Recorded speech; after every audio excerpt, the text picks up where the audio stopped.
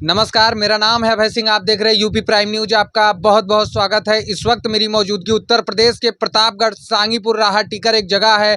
यहाँ पे मंगलवार को एक दिव्य दरबार लगता है। जो दिव्य दरबार लगाते हैं महाराज रमाशंकर यादव हमारे साथ एक्सक्लूसिव मौजूद हैं। मंगलवार को इनका दिव्य दरबार लगता है। ये एक संस्था भी चलाते हैं राजा बली धाम के नाम से। महाराज जी से हम सीधे बातचीत करेंगे। महाराज जी, सबसे पहले हमारे चैनल पर आपका बहुत बहुत स्वागत है। आपका भी बहुत बहुत स्वागत है। महाराज जी, कैसे आप लोगों की समस्या को दूर करते हैं?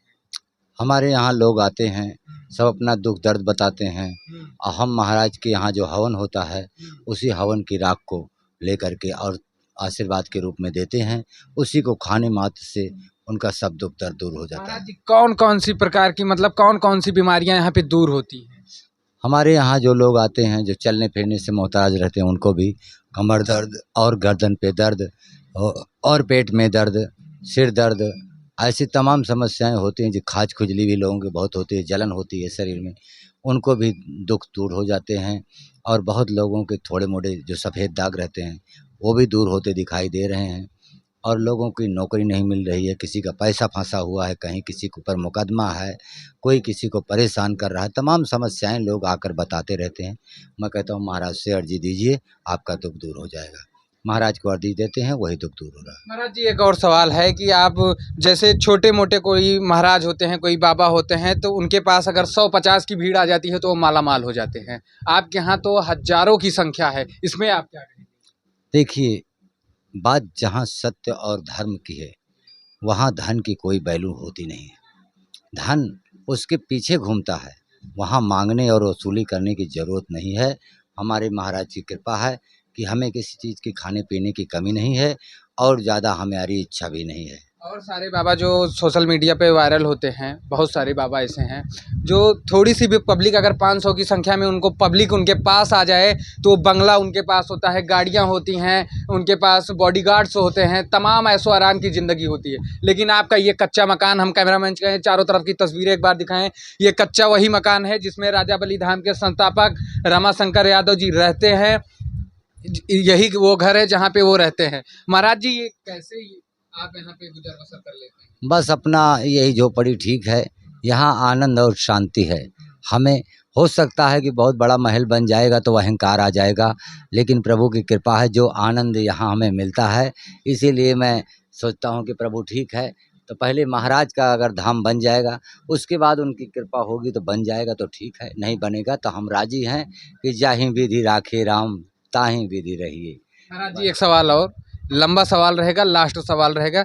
आप कैसे बने एक मामूली रमाशंकर यादव से कैसे बन गए बाबा महाराज रमाशंकर यादव? कैसे आप बन गए एक मामूली आदमी, इतना बड़ा बाबा कैसे बन गया जो इतना बड़ा दिव्य दरबार चलाने लगा? लाखों की संख्या में यहाँ पे लोग आते हैं, क्या कुछ कहेंगे? देखिए, सच्चाई जहाँ है कि जो हृदय से किसी भी देवी देवता की सेवा करता है हृदय से, तो जरूर उस देवी देवता की कृपा उस व्यक्ति पर होती है। आप कैसे महाराज रमाशंकर यादव बन गए, क्या सच्चाई? हम एक मामूली सिलाई का काम करने वाला एक मामूली आदमी था और मैं लुधियाना में रहता था, सिलाई का काम करता था। वहाँ से हम एक सुपरवाइज़र से प्रोडक्शन इंचार्ज बने और उसके बाद मैं घर आया। आने के बाद दीपावली का दिन था, दीपावली के दिन हम घूमने आए। हमारी माता जी ने कहा कि महाराज राजाबल तुम्हारे कुल देवता हैं, एक दीप आप उनके नाम से जला दीजिए। तो हमने कहा नहीं आप जलाइए, कहे नहीं आप ही जला दीजिए। तो मैं जब भी आया करता था ब्राह्मणों को मैं भोजन जरूर करवाता था और ब्राह्मणों का भोजन करा के ही जाया करता था। तो वही उन्होंने कहा कि आप ब्राह्मणों का भोजन करवाते थे और महाराज ब्राह्मणों के भोजन कराने पे अति प्रसन्न होते हैं। गंगा दान, ब्राह्मण दान और गंगा स्नान, इस पर महाराज बहुत प्रसन्न होते हैं। मैंने वही जोत जलाई और जोत जलाने के बाद मन में ऐसे झंझनाहट हुई और ऐसे लगा कि जैसे कोई ऐसे सीधा शरीर हो गया और बोली कि मैं राजा बल हूँ और आपका कुल इष्ट हूँ। अगर आप में से कोई हमारी सेवा करेगा तो मैं लोगों का भला करूँगा और तुम्हारा नाम करूँगा और जय जयकार होगी तुम्हारे दरवाजे। यही बात उन्होंने कहा। हमने विचार किया कि हो सकता है महाराज हैं हमारे यहाँ, वही खड़े हो गए। फिर मैंने गुरु किया और गुरु करने के बाद में एकादशी के दिन 12 बजे रात में वेदी बनाई गई, धर्मशाला बना और उसी दिन से हम दूध और गंगा जल महाराज को चढ़ाते चल रहे हैं।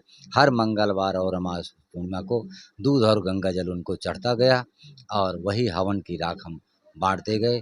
लोगों का कल्याण होता जा रहा है और बढ़ता जा रहा है और इससे जो है भला हो रहा है लोगों का।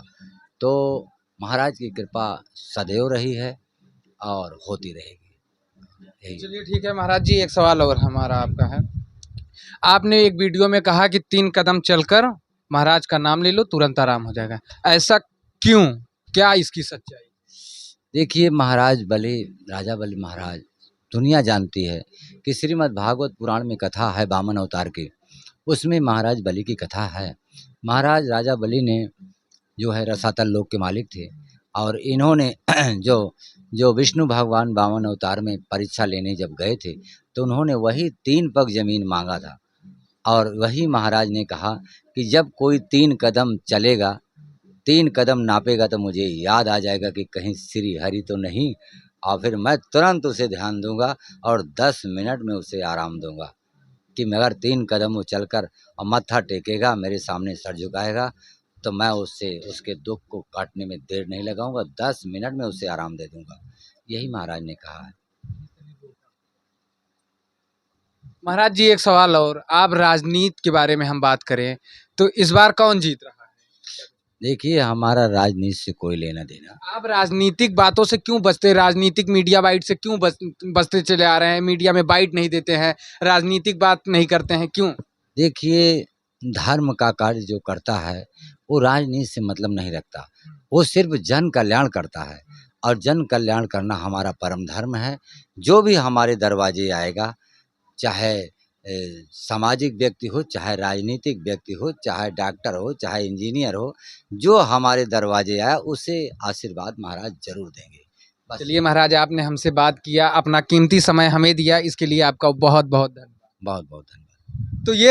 तो ये थे महाराज रमाशंकर यादव, जो दिव्य दरबार अपना लगाते हैं। हर मंगलवार को इनका दिव्य दरबार लगता है। प्रतापगढ़, सांगीपुर, पुनीतपुरवा ये गांव है और इस गांव में कम से कम 50 से 60 हज़ार लोगों का तांता लगा रहता है। हर मंगलवार को इस गांव में किसी का घर, किसी का दुआर नहीं बचा रहता है जहां पर पब्लिक न रुकती हो, इस गांव में थोड़ी सी भी जगह नहीं बचती हो पब्लिक को रुकने के लिए। ऐसी ही खबर देखने के लिए लाइक, शेयर, सब्सक्राइब करते रहिए। कैमरामैन दिलीप सैनी के साथ अभय सिंह की रिपोर्ट, यूपी प्राइम न्यूज।